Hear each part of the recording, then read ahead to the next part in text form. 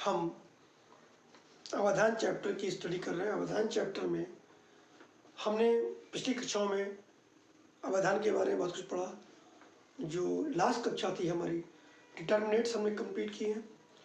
आज जो हमारी कक्षा है उसमें हम पढ़ेंगे अवधान के विशेष आयाम, स्पेसिफिक डायमेंशन की बात हम आज करेंगे। किसके? अटेंशन की। तो इसमें जो हमारा है अवधान का विस्तार, स्पेन ऑफ अटेंशन, ये अवधान का विस्तार, स्पेन ऑफ अटेंशन जो है, इसमें जो काम किए मुख्यतः हैमिल्टन, जेवंस, फर्नबर्गर, डॉस, ओवरले, डीएमेटो, टेप्स, ये साइकोलॉजिस्ट है जिन्होंने काम किया। और भी है लेकिन इन्होंने मुख्यतः काम किया। अवधान से संबंधित जो पहलू है उन पर चर्चा इन्होंने की। तो उन्होंने कहा अवधान का विस्तार सीमित होता है, अर्थात एक समय पर कुछ सीमित संख्या में ही वस्तुएं हमारे अवधान केंद्र में आती हैं। विशेषता को भी अवधान विस्तार का नाम दिया। इसी विशेषता को अवधान विस्तार का नाम दिया। मीन्स एक टाइम में आप अगर एक लिमिटेशन तक हम काम कर रहे हैं तो उसका रिजल्ट आपका अच्छा आएगा, शुद्ध आएगा। और एक टाइम में अगर हम कई सारे काम करेंगे तो जो हमारा ध्यान है, हमारा जो अवधान है, उसके जो रिजल्ट है वो अच्छे नहीं आएंगे। ये चीज़ कहानियों में, फिल्मों में ज़्यादा या किसी ड्रामा में ज़्यादा अच्छी लगेगी कि व्यक्ति एक साथ कई सारे कामों में अपना ध्यान लगा रहा है और रिजल्ट भी अच्छा आ रहा है। तो इस पर ही इन्होंने कहा कि भाई इस अवधारणा की उत्पत्ति उस दार्शनिक समस्या से मानी जाती है जिसमें यह जानने का प्रयास किया जाता रहा है कि क्या एक मन एक ही समय पर एक से अधिक वस्तुओं पर केंद्रित हो सकता है या उन्हें समझ सकता है।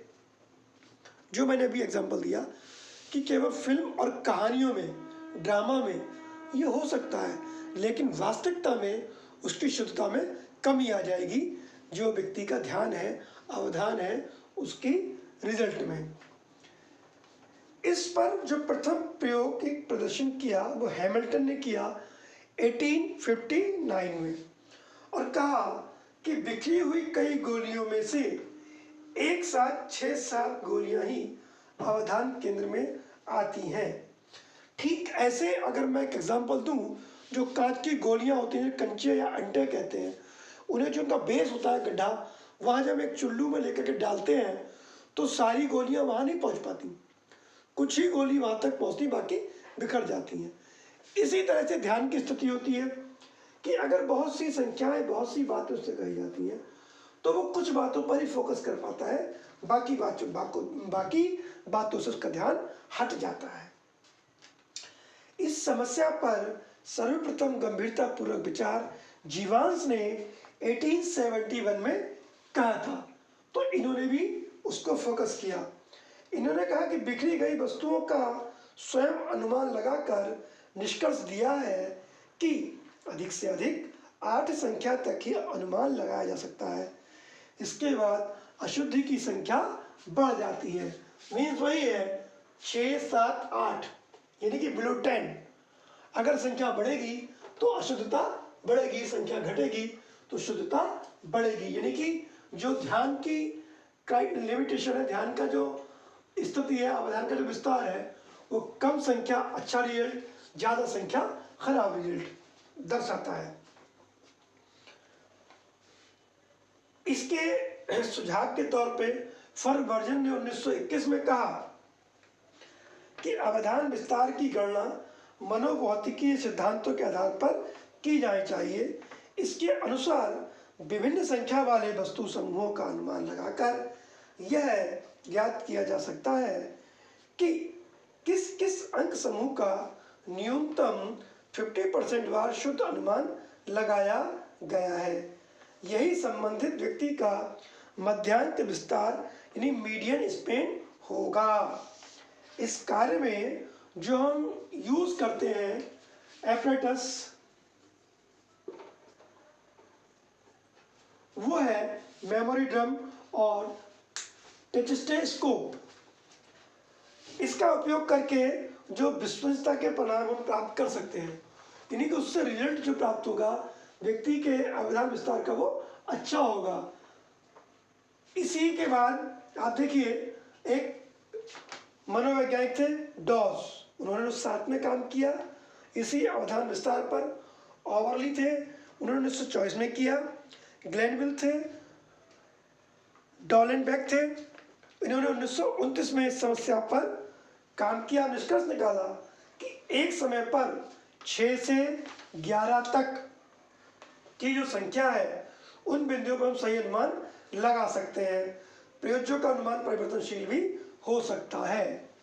किसमें? 6 से 11 संख्या है इसमें डॉज वाले ग्रुप में 6 से 11 संख्या बताई है। अब समझ लीजिए, टेप्स वाले में 6, डॉज वाले 611 और जेवॉन्स वाले में 8। ये सब मनोवैज्ञानिकों के रिजल्ट हैं। डी एमेटो ने कहा कि तत्कालिक स्मृति विस्तार के प्रयोग से भी ऐसे ही निष्कर्ष प्राप्त हुए हैं। ये बात डी एमेटो ने 1970 में कही थी कि भाई तत्कालिक स्मृति विस्तार के प्रयोग से भी यही निष्कर्ष प्राप्त होंगे, यानी कि कम संख्या शुद्धता ज्यादा, ज्यादा संख्या अशुद्धता ज्यादा। टेप्स ने कहा 1971 में कि 100% शुद्ध अनुमान 6 अंकों तक ही प्राप्त होता है और संख्या बढ़ जाएगी तो अशुद्धता बढ़ जाएगी। अब बात आती है अवधान विस्तार के निर्धारक, यानी कि determinants of span of attention. हमने जो डिटर्मिनेंट्स पढ़े थे पहले वो थे डिटर्मिनेंट्स ऑफ अटेंशन। अब हम जो डिटर्मिनेंट्स पढ़ रहे हैं वो भी अटेंशन के ही डिटर्मिनेंट्स, लेकिन इस विशेष आयाम के अंतर्गत। तो अनेक कारण हैं जिसमें से 4 प्रमुख कारण हैं हम जिन पर चर्चा करेंगे। तो पहला बात बताया वस्तुओं की संख्या, यानी जो हमारी बात चल रही है 8, 6 से 11, यानी कि कम संख्या अच्छा रिजल्ट, ज़्यादा संख्या खराब रिजल्ट, यानी शुद्धता की जो सीमा है वो घट जाएगी संख्या ज़्यादा होने पर। वही ये कह रहे हैं कि जैसे जैसे उद्दीपक या वस्तुओं की संख्या बढ़ती है वैसे वैसे अनुमान की अशुद्धता बढ़ जाती है संख्या बढ़ने पर, और अगर संख्या घटी हुई है, कम है, तो शुद्धता बढ़ जाती है। फर्नबर्जर ने 1921 में, ग्लेनविल और डॉलेनबेक ने 1929 में, टेप्स ने 1941 में, कॉफमैन ने 1949 में निष्कर्ष दिया कि 100% शुद्ध अनुमान 5 से 6 बिंदुओं तक ही आता है। इनका जो ग्रुप था फर्नबर्जर वाला, इन्होंने 5 से 6 कहा कि भाई संख्या यदि 5 से 6 के बीच है तो शुद्धता रहेगी और बढ़ जाएगी तो शुद्धता घट जाएगी। फिर दूसरा डिटर्मिनेंट है उद्दीपकों का स्वरूप, नेचर ऑफ स्टिमुलस। जो उद्दीपक है उसका स्वरूप कैसा है, अवधान विस्तार पर ज्ञानेंद्रियों का भी प्रभाव पड़ता है। जो हमारी 5 ज्ञानेंद्रियां हैं, कौन कितनी है? 5। अब ये 5 ज्ञानेंद्रियां कौन सी हैं? E N T S E, यानी कि आंख, कान, नाक, त्वचा और स्किन। ये हमारे 5 संवेदी अंग हैं जिनका इसके स्वरूप पर, उद्दीपक के स्वरूप पर प्रभाव पड़ता है। इन्होंने कहा कि श्रवण प्रत्यक्षीकरण की अपेक्षा, यानी ऑडिटरी परसेप्शन की अपेक्षा जो चक्षुष है, विजुअल प्रत्यक्षीकरण है, वो अधिक शुद्ध पाया जाता है। मीन्स हम एक चीज कान से सुने उसके अनुमान की तुलना में हम आंख से देखकर जो प्रत्यक्षीकरण कर रहे हैं वो ज्यादा शुद्ध होगा। इस पर जो काम किया था वो ट्यूबमैन ने 1950 में और चैपमैन और वाइट ने 1952 में काम किया था। नेक्स्ट स्टेप है हमारा सामग्री का स्वरूप। Nature of materials. Nature of materials, ये जो मटेरियल्स है इसमें कहा कि प्रायः निरर्थक और जटिल शब्दों या पदों का अनुमान सरल, स्पष्ट एवं सार्थक पदों या वस्तुओं की अपेक्षा कम शुद्ध होता है, किंतु इसी प्रकार अक्षरों की तुलना में बिंदुओं का विस्तार अधिक प्राप्त होता है। ये बात ग्रेनबेल ने और डॉलेनबर्ग ने 1929 में कही थी। अब इसी क्रम में हम देखेंगे नेक्स्ट जो है हमारा वैयक्तिक भिन्नता, मीन्स इंडिविजुअल डिफरेंसेस। हर व्यक्ति के वैयक्तिक डिफरेंसेस होते हैं, उसकी स्पेसिफिक भिन्नताएं होती हैं जो उसके ध्यान को, अवधान को प्रभावित करती हैं। तो इन्होंने कहा कि अवधान विस्तार पर वैयक्तिक भिन्नताओं का भी प्रभाव पड़ता है। जैसे उन्होंने बताया कि भाई क्या क्या है, एज है, एज का प्रभाव पड़ता है। दूसरा उन्होंने बताया कि अनुभव का प्रभाव पड़ता है, एक्सपीरियंसेस का प्रभाव पड़ता है। फिर बताया उन्होंने बौद्धिक स्तर का प्रभाव पड़ता है, इंटेलिजेंस लेवल का प्रभाव पड़ता है। इसी क्रम में बताया उन्होंने कि इंटरेस्ट